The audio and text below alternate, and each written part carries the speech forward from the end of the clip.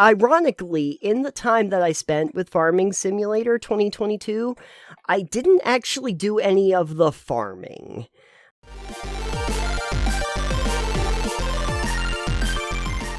I've got a games you didn't think we'd play. I thought you'd play it. You thought I'd play it eventually? I did. A little bit. I did. A little bit. It's Farming Simulator 2022. Hey, look at that. I was actually surprised that you had played it because I didn't think you were big in farming games. I am big into simulation games sometimes. So okay. So Farming Sim 2022. Hold on, I have 122 hours played. I hope you've been able to farm something good. Yes, did you lots of soybeans. Sorghum. Actually, well, no, not soybeans, not sorghum. Got it. Anyways, you can tell me about that, and I'll tell you what I did. Okay, sure. I'll tell you what my early impressions were, because I probably were. I'm not that far in, a few hours, I think, and I think that the thing that maybe lost me a little bit, because frankly I did feel a little bit lost, maybe not grabbed quite as much as you were. I'm not a big fan of the way the interface works. Like, which part of the interface? Trying to figure out how to do literally anything. Like there are menus and stuff, but like immediately they drop you down into the world, and they're sort of like, yeah, you're here, and here's a few little like hint markers. But I was like, okay, great. Where's my farm? How do I get equipment? What do I grow? Where are my fields? So I will say, I do think the game would benefit from a like story campaign. I was waiting for them to give me some kind of a mission or something to start with, you know? No, like there isn't one. It was definitely a little confusing to just jump in like that, and just like, okay, I guess we're just farming now. I guess I think it would 100% benefit from a story campaign instead of pretty much just sandbox. I was waiting for that. Once you start doing stuff and you're like, all right, cool. But it's fun if you are into it, but it's also like there's no objectives. Yeah, I was really looking for them to like not just drop me down, but like to say, okay, here's like let's get you farming. You know? Yeah. Just like a basic quest marker, like, hey, let's start with getting you a field. And then they would tell me where the menu was for the fields, and I could choose one, and I could buy it. And, oh, hey, you're probably going to need this in order to harvest this crop or whatever. These are in season right now. Like, I had to go through, like, maps of, like, what I could even grow in season. Because it's like, hey, there's all these crops. You can't grow most of them. You can turn off the seasonal growth. Oh, you can? Yes. How the fuck would I have known that? If you go into the options, there's a lot of different things you can turn on and off. Like, you can turn off needing to lime stones. You can turn off seasonal growth. Yeah. So you can just grow whatever you want. I suggest making it a bit easier for yourself by doing these things until you're at least used to it. And even then, it's like, well, how in-depth do you want to get? Yeah, I did start to, like... I was trying to kind of like work around those little issues, but I did start to find that, like, okay, I kind of get some of the basics. Ironically, in the time that I spent with Farming Simulator 2022, I didn't actually do any of the farming. Like, I didn't get to the, like, I bought fields, but I didn't actually do that. Here's basically what I ended up doing. I said to myself, okay, I don't know how to do the harvesting of the fields. I don't have combines or anything like that so that I can like till up the fields. I don't know what the procedure is for what I do 1, 2, 3. It feels like there's a bunch of steps here. But I can buy like buildings, like I can buy a supermarket and stuff like that, restaurants. I can bring product there. But okay, what could I actually grow? So I was like, there's greenhouses. I can buy the greenhouses and just start growing some things in the greenhouses. Yeah, you just need water for those. You just need water, which is easy. And then the apiaries, the bee houses. What I ended up doing, frankly, and maybe I know I'm playing this wrong, but I just was like, maybe I could just buy like a whole bunch of bee houses. You can. They're not that profitable though. But I do nothing after I build them. The greenhouses actually do produce quite a bit. Yeah. I guess, and they pay themselves off fairly quickly. Yeah. But like, so here's what we started doing. Because Ray and I play. Yeah. Or have played. We haven't played in a little bit. We've been playing No Man's Sky. We haven't farmed or hunted in a little bit. Sure. So we bought a plot up in the corner, Mm-hmm. and it had a really big field on the side. I think I had shown you before. Okay, yeah. And that side was all grass. Like, it wasn't a field. It was just grass that was wild growing. Yeah. So we had whatever plants were growing there to begin with. I think it might have been canola or wheat Sure. or something. So we waited until we harvested it, and then we were like, all right, let's try grass. We've already got, like, we had this huge field on the side, essentially, that was grass. Mm-hmm. Doesn't take anything. So we're like, all right, let's do this and try to, like, gather that up. And we were like, oh, what we started with was silage. Got it. So we bought the bunkers, like 2 silage bunkers that you should just drive over and compact it. Sure. And then we mowed all the grass, and you dump it in there and you cover it, and it ferments, and then afterwards you collect it and you can sell it. Oh, okay. It's a pretty simple procedure. Sure. Grass is super low maintenance. You plant it once, And it just grows forever. and you don't have to ever replant it. Yeah. So if you want to try something really easy, Nathan, I would suggest starting with either grass or hay, which is grass as well, but then you get a teeter and let it dry, or silage, and those are really simple crops, and simple and fairly decently profitable. Like, Sure. especially if you're just trying to learn how to get the basics of everything going. Yeah. Yeah. Pretty easy. Sure. And then we had eventually our fields are all soybeans, and we still have a ton of grass. Our profit on selling silage bales Mm-hmm. is what we do now, because it's way easier to collect it in bale and let it do it, and then sell the bales. Sure. Our profits are way more because we collect all the silage bales, and we get like our trailer can hold 24, and we get like 5 or 6 loads of that before we sell it, because we only sell it like when it's at its high point on the year. Okay. So we'll make like 300,000 in silage. Oh, Just great. kind of do that, pick it up, bale it, wrap it, let it sit for a couple months. Okay.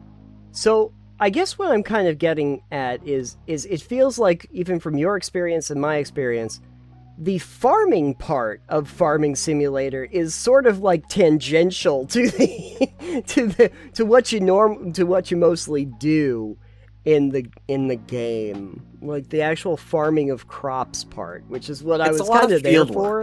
Yeah. Yeah. Well, so what you can do is like us with our soybeans, is you have to go through and you plant it, and you do all the field prep, and you plant it, and then you wait for it to grow, and then you harvest it, and then you wait for it to grow. Sure. Sure. It's there's a lot of downtime between, especially if you're playing with like you can set the time scale to be like a day per month, or like up to like 28 days per month, I think. Sure. And then it's like, okay, there's a lot of downtime, and I guess what you could do in your downtime is take a lot of contracts. Yeah. If you wanted to. Yeah. I don't want to. No, I was looking at what the contracts entailed, and I was like, yeah, this feels like I'm going to be buying more equipment than I really need to. You just lease it. It's fine. You just lease it. You just lease it. But see, I guess what I went into, because like games like this, sometimes I'll go in with a general goal. And so my general goal when I started Farming Simulator 2022, when I got in there and I saw like stuff you could grow and things like that, I was like, ooh, you know what I'd really like to do? I'd like to have a vineyard. I'll grow grapes, and I'll have lots of grapevines, and then I'll see if I can make wine out of it. And see, the thing is that immediately they were like, you can't grow grapes right now. It is August. This is not when you grow the grapes. Yeah, you gotta make that setting. No. Yeah, and I sat there and I was kind of like going, oh, I feel a little deflated. But then also trying to figure out what am I going to need for equipment?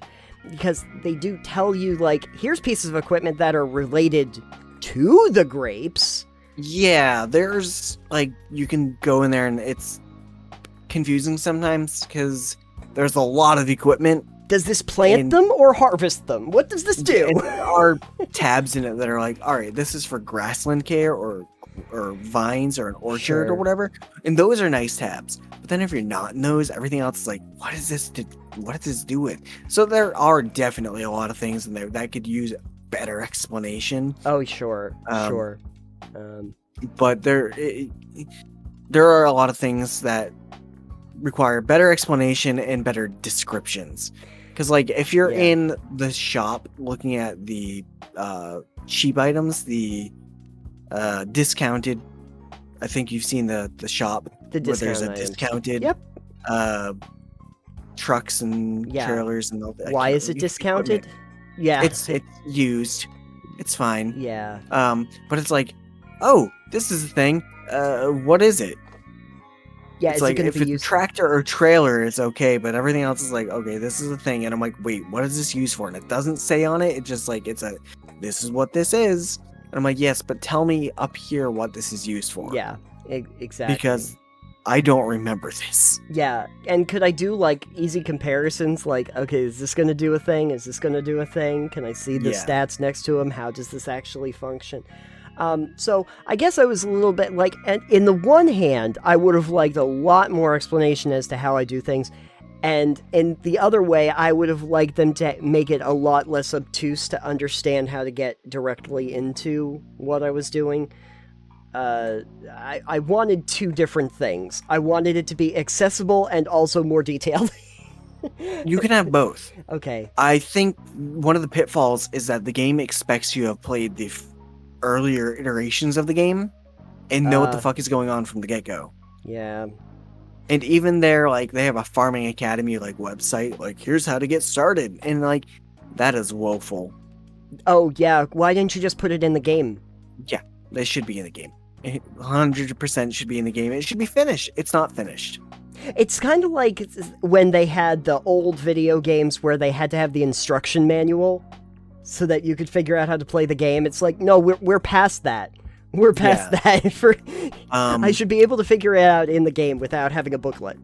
I kind of want to say, Nathan, since not right now, but when this episode comes out and when the segment comes out, the day after, Saturday, is our live show. Oh, okay. I almost want to say we should play Farming Sim together. Okay.